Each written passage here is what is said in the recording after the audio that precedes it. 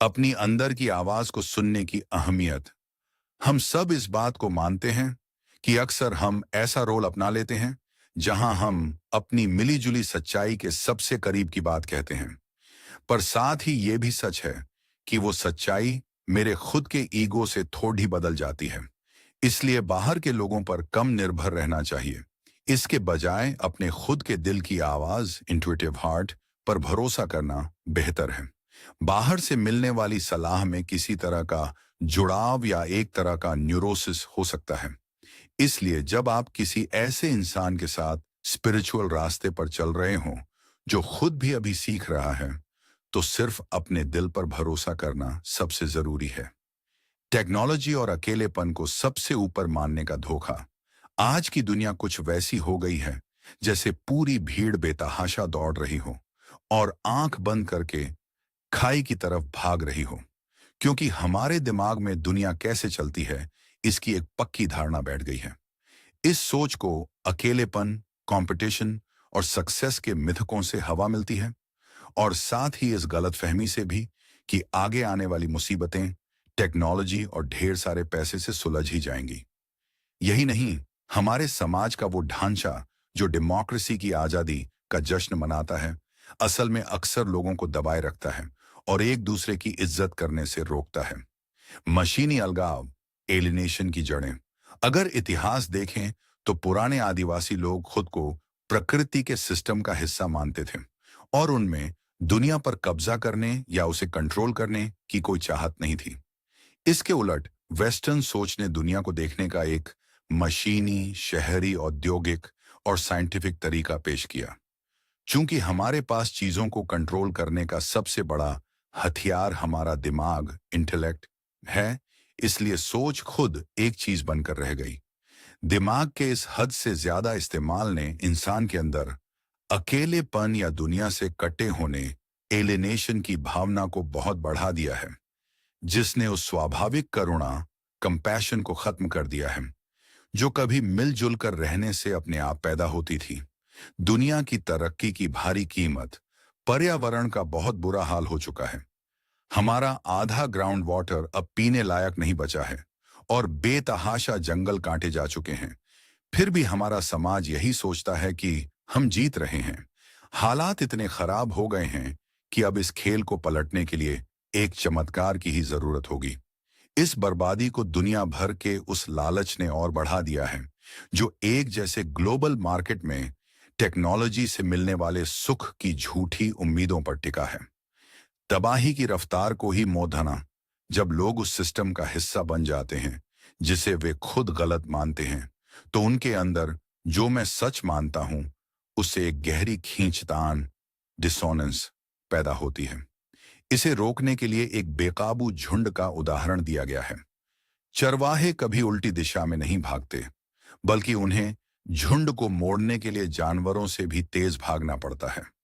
इसीलिए यहां एक उल्टी चाल चली जाती है, जहां इन्हीं रिसोर्सेज का इस्तेमाल लोगों को यह बताने के लिए किया जाता है कि वो इन रिसोर्सेज का इस्तेमाल बंद कर दें। खुद की पहचान, सेल्फ को समझना और खोलना। माइंडफुलनेस का मतलब है अपनी हालत के बारे में पूरी तरह से जागरूक होना और ये समझना कि इंसान सिर्फ फिजिकल तौर पर विकसित जीव नहीं है, बल्कि वो जागरूकता, अवेयरनेस है जो इस वक्त एक शरीर में है। ऐसा देखा गया है कि आप मैं हूं, आई एम के बाद जो कुछ भी लगाते हैं वो एक दायरा बांध देता है। इसलिए सिर्फ मैं हूं कहना आपको असली जागरूकता के और करीब ले जाने का एक बहुत ताकतवर तरीका है। हमारा जो ईगो है वो कोई एक रुकी हुई चीज नहीं है, बल्कि वो समय के साथ लगातार बदलती हुई बहुत बहुत सारी पहचानों का एक रेला है। हमारे पर्सनल कर्मा का धुंधला चश्मा। हम दुनिया को पूरी तरह अपने ईगो के चश्मे से देखते हैं। इसलिए आप दूसरों से सिर्फ वही सुनते हैं जो आपकी खुद की सच मानी गई बातों को और पक्का करता है। पुरानी समझदारी के आधार पर कहा गया है कि सच उन आंखों का इंतजार करता है जिनमें चाहतों का कोहरा न हो। जब आप अपनी चाहतों से जुड़ जाते हैं तो असलियत छिप जाती है और आप सिर्फ अपनी ही चाहतों की परछाइयां, प्रोजेक्शंस देखते हैं। आपकी खुद की बनाई हुई यही दुनिया आपका कारमा है, जिसे साफ शब्दों में यूं कहा जा सकता है कि आप जिस दुनिया में रहते हैं वो आपके पिछले कर्मों का ही नतीजा है। दिमाग, इंटेलेक्ट और हमदर्दी, एम्पैथी के बीच की खींचतान को संभालना अक्सर एक अजीब सी उलझन देखने को मिलती है, जहां इंसान अपने ही दिल की करुणा से डरने लगता है। ये एक हैरान करने वाली बात है कि दिमाग दिल से डरता है।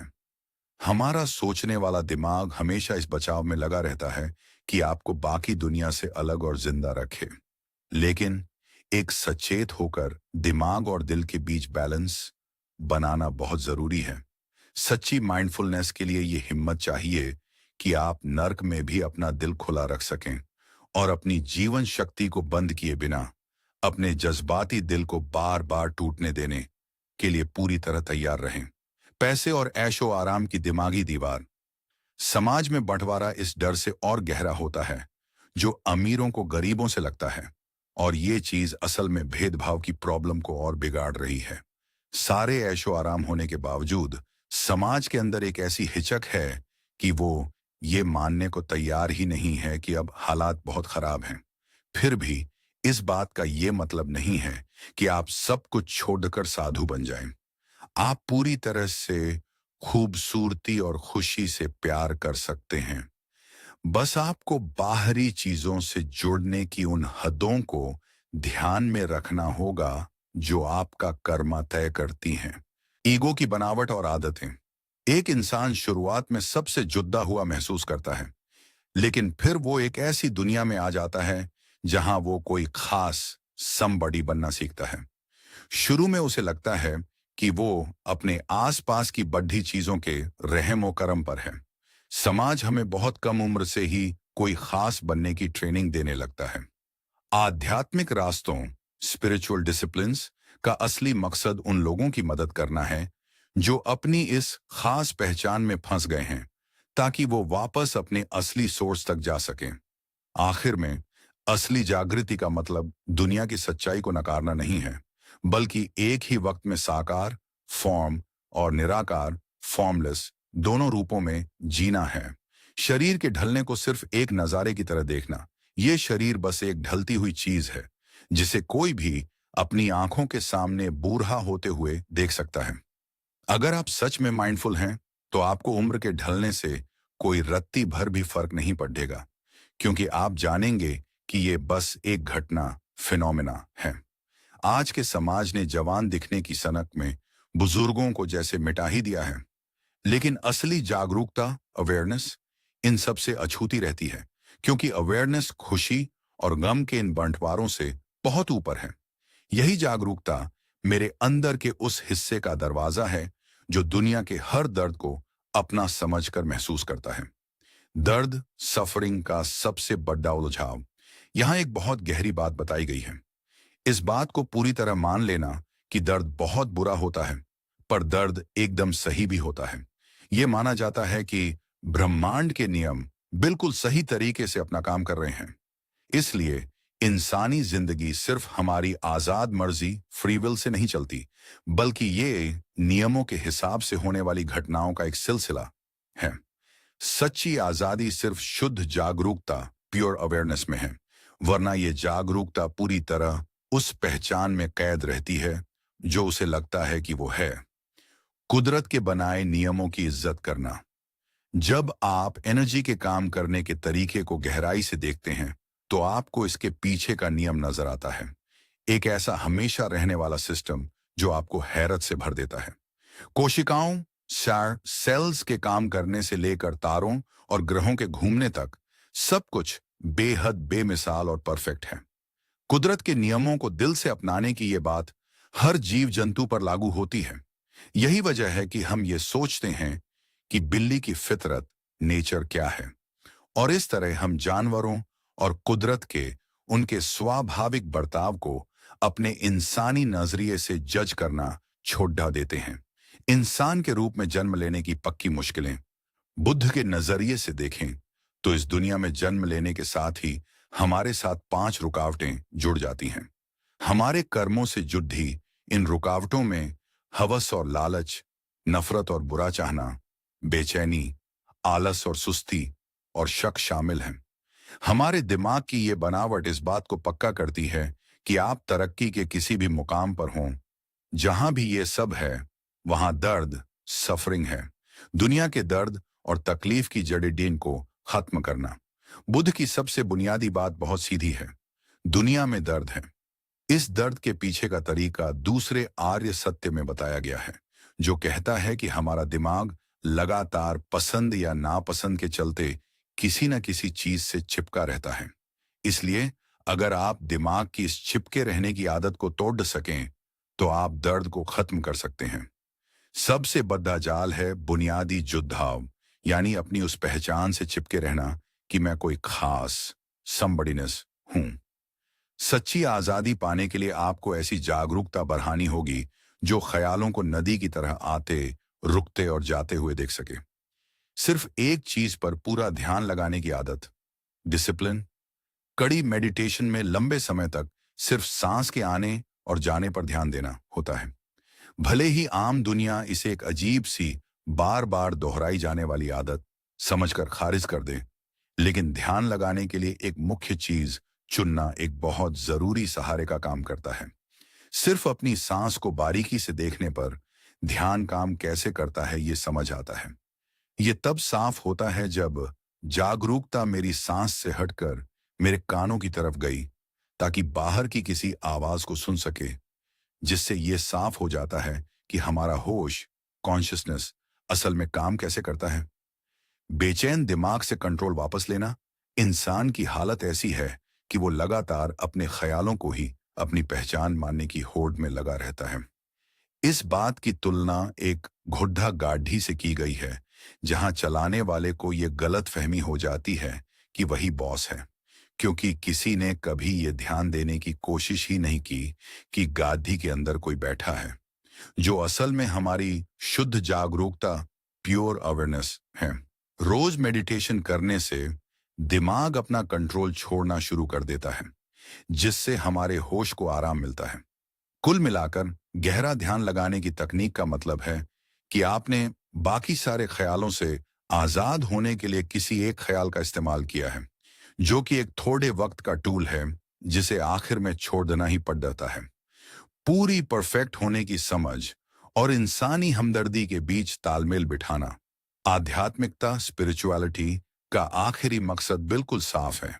ये पूरा खेल आजाद होने का है। ये पक्की आजादी इंसान को कुदरत के नियमों को एकदम परफेक्ट तरीके से काम करते हुए देखने का मौका देती है, जिसमें दर्द भी शामिल है। हमारे अंदर एक गहरी खींचतान चलती रहनी चाहिए, जहां हमारा जज्बाती इंसानी दिल कहता है कि दर्द बहुत बुरा है, पर आपकी जागरूकता, अवेयरनेस कहती है कि ये बिल्कुल परफेक्ट है। दिल और दिमाग के बीच की इस टेंशन को संभालना बहुत जरूरी है, और ये समझना कि किसी अलग जादुई दुनिया के नशे के पीछे भागना गलत है, क्योंकि असल खेल आजाद होने का था, हवा में उड़ने का नहीं। बिना किसी जुद्दाव, अटैचमेंट के बस साथ रहकर हीलिंग लाना। हमदर्दी से काम करने के लिए ये पक्का इरादा चाहिए कि मैं दूसरों का दर्द कम करने के लिए जो भी बन पड़ेगा वो करूंगा। अपने अंदर शांति बनाए रखने से ध्यान करने वाला इंसान आपके दिमाग के लिए एक हीलिंग माहौल बन जाता है। यह देखा गया है कि अगर मदद करने में ईगो बीच में आ जाए, तो ये लोगों के बीच की दूरियां बढ़ा सकता है और उन्हें देने वाले और लेने वाले के पक्के रोल में फंसा सकता है। आखिर में सच्ची हीलिंग इसी गहरी सच्चाई को दिखाती है कि मेरी जिंदगी ही मेरा मैसेज है। गुजरते वक्त के साथ जुद्धाव, अटैचमेंट से ऊपर उठना। किसी जानलेवा बीमारी से जूझ रहे इंसान की मदद करने से अपने आप मौत के इस ड्रामे के पीछे एक सांझी जागरूकता, शेयर्ड अवेयरनेस पैदा हो जाती है। यह गहरा जुद्धाव लोगों को एक दूसरे से प्यार में डाल ही देता है। इन पलों में सबसे बड़ा आध्यात्मिक इम्तिहान ये होता है कि आप बिना चिपके किसी से प्यार करने की ताकत बनाए रखें और इस बात में कामयाब हों कि आप उस शरीर को पकड़े बिना बदलाव को होने दें, जो शरीर एक न एक दिन खत्म ही होने वाला है। मौत के सामने ईगो की रुकावट। मरने वाले इंसान की ये मदद करने की चाहत कि उसे मरते दम तक जितना हो सके पूरे होश कॉन्शियस में रखा जाए, तब बुरी तरह टूट जाती है जब शरीर का बहुत ज्यादा दर्द सामने आता है, जैसे बेतहाशा खांसी और सांस रुकना। ये देखा गया है कि दर्द कम करने की ये चाहत अक्सर इसलिए होती है क्योंकि देखने वाला उससे जुड़ चुका था, अटैच्ड, और मैं उसका दर्द छीन लेना चाहता था। सिर्फ एक माहौल बनाए रखने में मिली इस नाकामी को बिना किसी सही गलत के फैसले के निष्पक्ष होकर बस महसूस करना ही काफी है। सजग होकर सेवा, माइंडफुल सर्विस करने का तरीका। जैसे जैसे हम दर्द की असली फितरत को समझते हैं, हमारे काम अपने आप उस सबसे सही चीज में बदल जाते हैं जो आप हीलिंग लाने के लिए कर सकते हैं। वो इंसान असल में उस दुनिया भर की शांति का एक औजार, इंस्ट्रूमेंट बन जाता है। असली खुशी दुनिया में जो कुछ भी है उसकी सेवा करने में मिलती है, पूरी लगन से, अपने अंदर एक ऐसी जगह ढूंढ लेने से जो शांत है। बिना किसी मेहनत के दुनिया में शांति लाना मुमकिन हो जाता है, जिससे आप दुनिया को बिना किसी ईगो के एक एकदम शुद्ध माहौल दे पाते हैं। कार्मा योगा का रास्ता। कार्मा योगा को जानबूझकर चुना गया ऐसा रास्ता माना जाता है जहां हम सेवा के जरिए उस एकता, वननेस के साथ वापस तालमेल बिठाते हैं। हर रोज के कामों को पूरी तरह से जागने के एक मजबूत साधन, व्हीकल की तरह इस्तेमाल किया जाता है। यह माना जाता है कि जब तक हमें पूरी तरह से ज्ञान नहीं मिल जाता, तब तक किसी के बीच में पडीडीडीएच ना अनजाने में उनके दर्द को और बढ़ा सकता है। इसलिए सेवा को विकास के एक साथ चलने वाले चक्कर की तरह लिया जाता है। मैं खुद पर काम करने के लिए आपकी मदद करता हूं। इस प्रैक्टिस की आखिरी मंजिल एक ऐसी जगह है जहां न कोई देने वाला है, न कोई लेने वाला है। बस वहां एक एहसास, प्रेजेंस है। अपने अंदर काम करने और कर्मा योगा का मकसद ऐसा माना जाता है कि काम, एक्शन के रास्ते पर चलने के लिए अपने अंदर बहुत गहराई से सुधार की जरूरत है, ताकि आप जिंदगी के ड्रामों में खोए बिना अपने दिमाग और दिल के बीच बैलेंस बना सकें।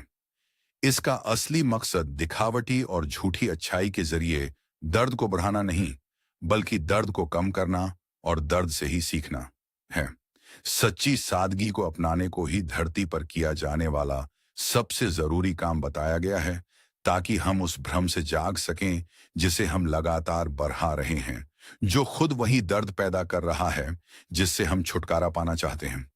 एक दूसरे पर हद से ज्यादा निर्भर रहने, कोडिपेंडेंसी की आदत से बाहर आना, मौत से सामना होना, अक्सर उसे सच न मानने, डिनायल से घिरा होता है, जिससे इस बारे में खुलकर बात करना बहुत मुश्किल हो जाता है।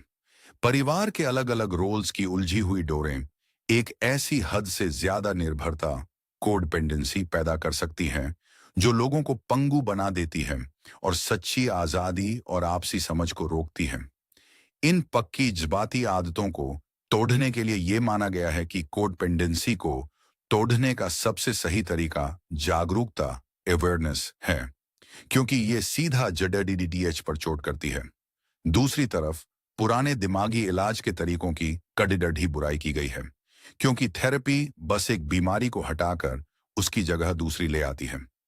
एक शांत और मिले जुले एहसास, प्रेजेंस को बढ़ाना, ये एक पक्का बुलावा है कि हम अपने हर रोज के कामों को सही रास्ते पर लाएं और अपनी जिंदगी को उस समझदारी, विजडम के साथ थोड़ा तालमेल में लाएं जो हमारे पास है। खुद पर लगातार काम करने से हमारे काम ऐसी ताकतों में बदल जाते हैं जो इंसानियत को आजाद करती हैं, हील करती हैं और उसकी इज्जत करती हैं। रहने का ये तरीका अंदर से अलग अलग तरह के लोगों की इज्जत करता है, जो लोगों को एकता, यूनिटी से दूर नहीं ले जाता।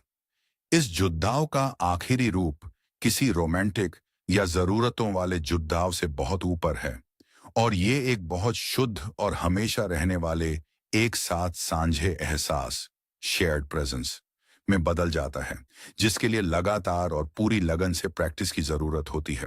विरोधियों में भी भगवान को देखना, नफरत फैलाने वाले या मुश्किल लोगों को प्यार न दे पाना हमारे दिमाग की ही एक कमी मानी गई है, जिससे ये समझ आती है कि ये मेरा दिमाग है जो प्यार नहीं कर पाता।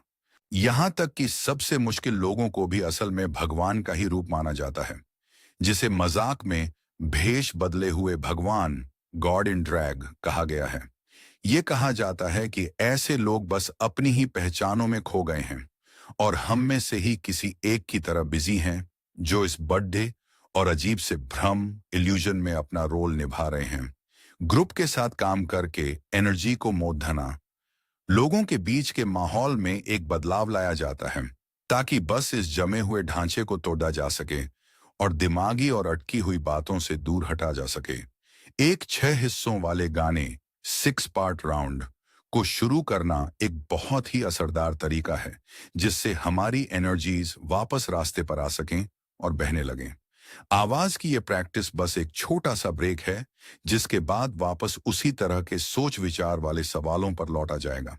साथ मिलकर गाने, कोरल एक्सरसाइज की प्रैक्टिस करना, द मंत्र या गाना गाने का काम उस सोच की तरफ किया जाता है जिसे सबसे बड़ा सच, अल्टीमेट ट्रूथ माना जाता है। अलग अलग बांटे गए ग्रुप्स के बीच बिल्कुल सही तालमेल की जरूरत होती है। साथ में ये हल्की फुल्की चेतावनी भी होती है कि अगर इसे सही से नहीं किया गया तो ये सबके लिए मजा किरकिरा कर सकता है। जब सब सही तालमेल से गा लेते हैं तो लोगों को ये आजादी दी जाती है कि अगर वो आगे की बातचीत के लिए नहीं रुकना चाहते हैं तो वो बिना किसी सामाजिक शर्म, सोशल स्टिग्मा के वहां से जा सकते हैं। अकेली आजाद मर्जी, फ्री विल का धोखा, सही और गलत के बीच के बंटवारे को समझने की हमारी काबिलियत को हमारी आजादी नहीं बल्कि नियमों से होने वाली घटनाओं का नतीजा बताया गया है। भले ही लोगों को अपनी आजाद मर्जी, फ्री विल चुनने का दिमागी एहसास होता है, पर हर फैसला पहले से मौजूद कई सारी उलझी हुई बातों की जड़ों से जुदा होता है। ये बात सिरे से खारिज कर दी गई है कि सब कुछ पहले से तय है, बल्कि ये माना गया है कि हर चीज पूरे ब्रह्मांड में हर वक्त एक दूसरे पर निर्भर, इंटरडिपेंडेंट है। आखिरकार हमारा वजूद संतों और ज्ञानियों की किताबों से मेल खाता है, जो ये सच मानती हैं कि इंसान कुछ नहीं करता और फिर भी कुछ भी बिना हुए नहीं छूटता। अलग अलग आध्यात्मिक रास्तों को एक साथ लाना, भक्ति के गानों को जोड़ने का मकसद वेस्टर्न लोगों के दिमाग में इन बार बार दोहराई जाने वाली आदतों को बुनना है, बिना उन्हें अजीब महसूस कराए या किसी कल्ट, नीलियो कल्ट से जोड़ दे।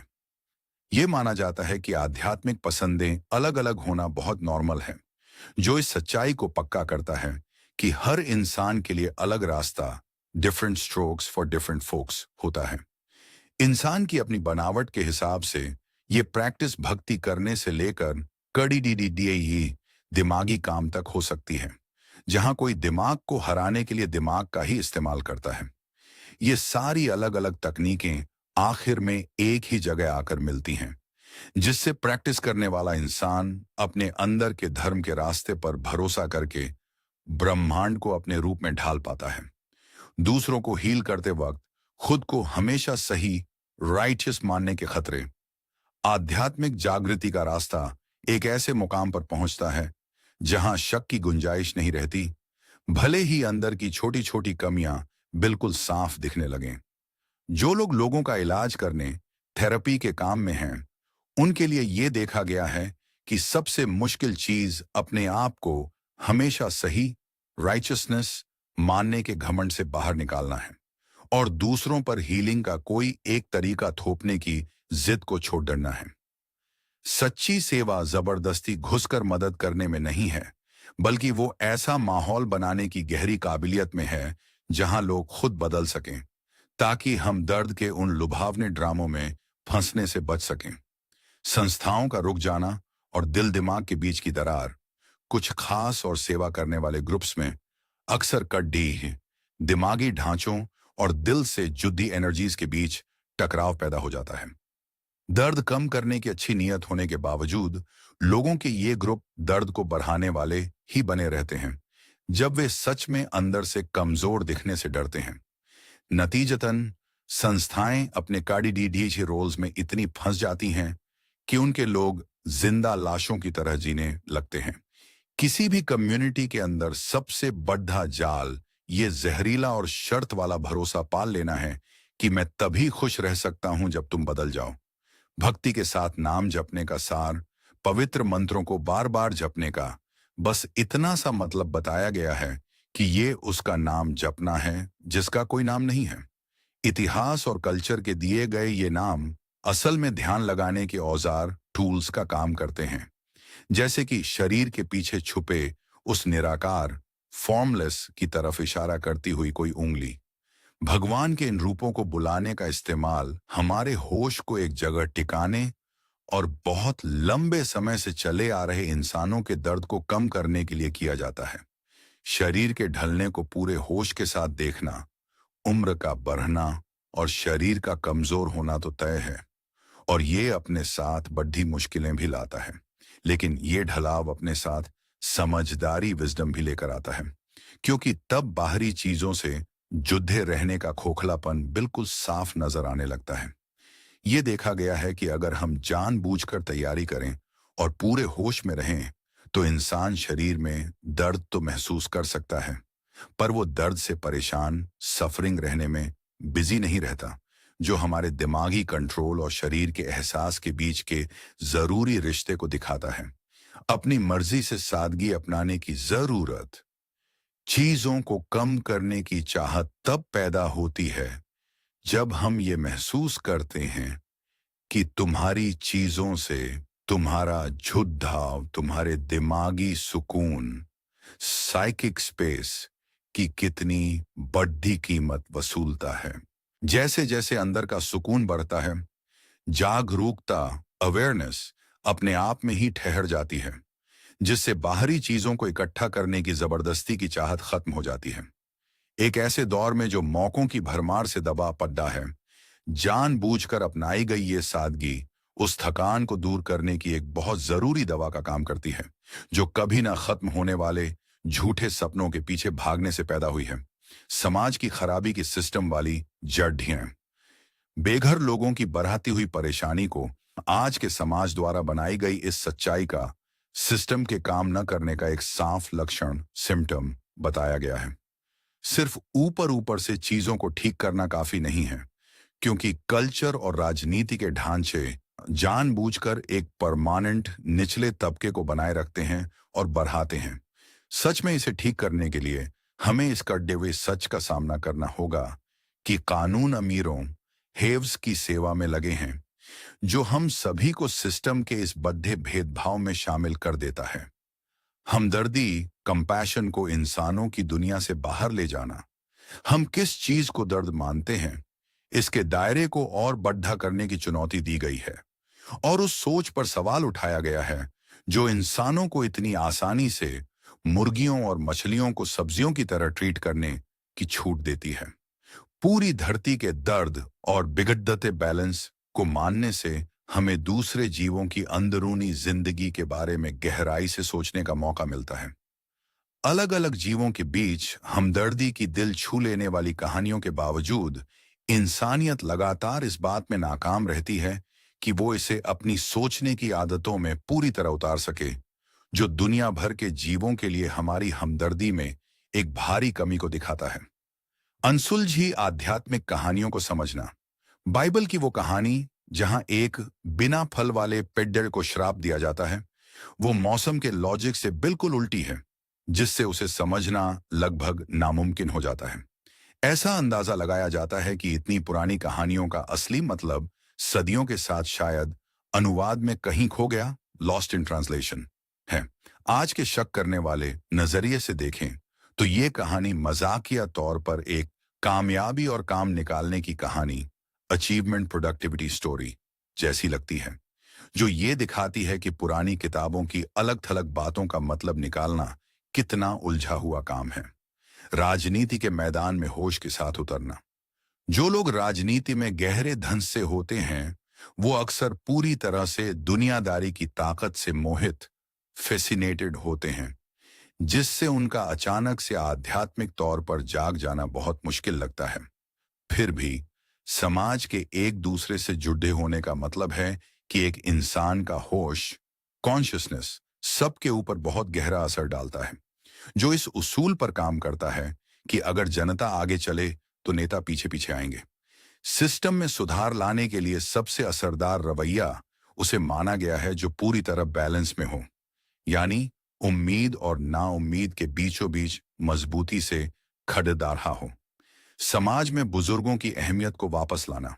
आज के समाज को एक बहुत ज्यादा काम निकालने वाली शिकारी सोच का बताया गया है, जो बद्धे दुख की बात है कि बुजुर्गों को बिल्कुल बेकार, इर्रेलेवेंट मानती है। इस सोच को बदलने के लिए हमें उनसे समझदारी की उम्मीद करनी होगी, जो अपने आप उनसे अपनी उस समझदारी को बचाए रखने की कोशिश बाहर लाएगी। एक सच में सही से काम करने वाली सभ्यता हमेशा जिंदगी के अलग अलग पड़ावों की इज्जत करती है और उन लोगों की अहमियत समझती है जो सिर्फ जिंदा रहने और काम करने की मशीन से कहीं आगे निकल चुके हैं। पीढ़ियों के एक दूसरे पर निर्भर होने को पहचानना। एक बहुत गहरी कहानी इंसान की जिंदगी के चक्र को दिखाती है, जहां एक बेटा अपने बूढ़े बाप को बाहर छोड़ना चाहने का इरादा करता है। कहानी तब अपने चरम पर पहुंचती है जब बाप बद्धी समझदारी से बेटे को सलाह देता है कि इस बक्से को बचाकर रखना, क्योंकि बाद में शायद तुम्हारे बेटे को इसकी जरूरत पड़ेगी। ये कड़वा सच पूरी तरह पक्का कर देता है कि सारे जीव बिना शक इसी जाल का हिस्सा, पार्ट ऑफ दिस वेब हैं, जो हमारी पीढ़ियों के एक दूसरे से जुड़े होने की लगातार जागरूकता की मांग करता है।